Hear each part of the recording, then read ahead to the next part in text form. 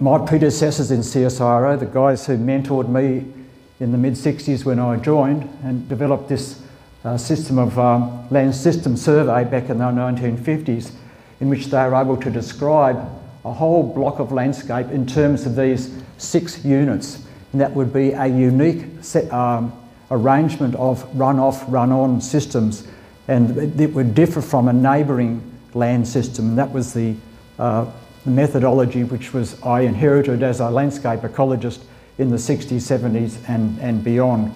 Now, the important thing to recognise here is all of those land units are linked by surface hydrology.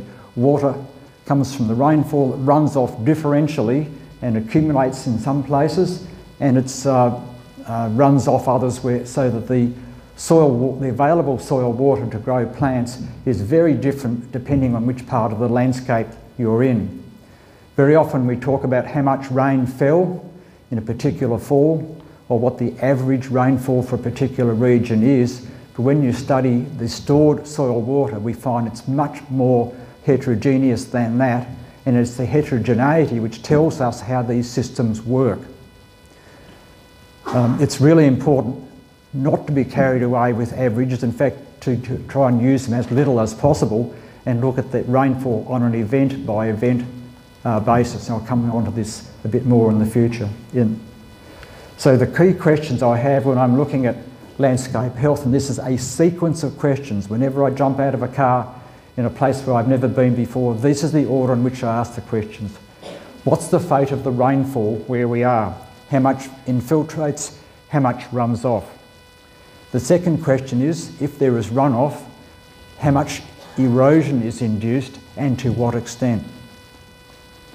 Third question is, what is the biological response from the rain? Are current plants encouraged to grow more biomass? Is there a new germination event? And what is the balance of annuals versus perennials? There's a whole series of questions arising from the biological response to rain. The fourth question is, after there is some plant growth, what are the offtakes of that biological material? How much is harvested by the grazing animals?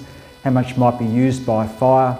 How much might be used or lost by some other purpose? So the offtake regime needs to be understood both in terms of the amount and the periodicity of loss.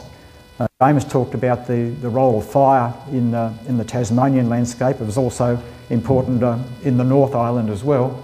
And our group studied the effects of fire in Western New South Wales for about 25 years, and we know pretty much the scientific benefits and disbenefits of burning. The next question, the fifth question, is what are the biological feedbacks from plant growth back to the way the system can preserve itself or maintain itself? So self-sustainability is a very important factor to include in our understanding of how landscapes work. There needs to be a basic turnover of materials which the landscape is enabled to self-maintain over time in the face of these variable climatic inputs.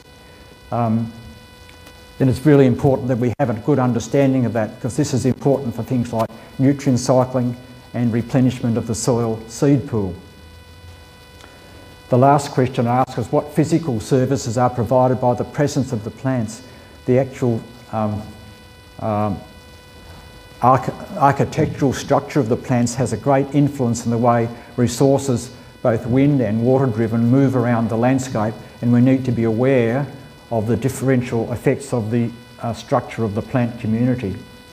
The last question, which is a more general one, not so much a part of a sequence, but we need to understand the stress and disturbance effects which are affecting that particular landscape.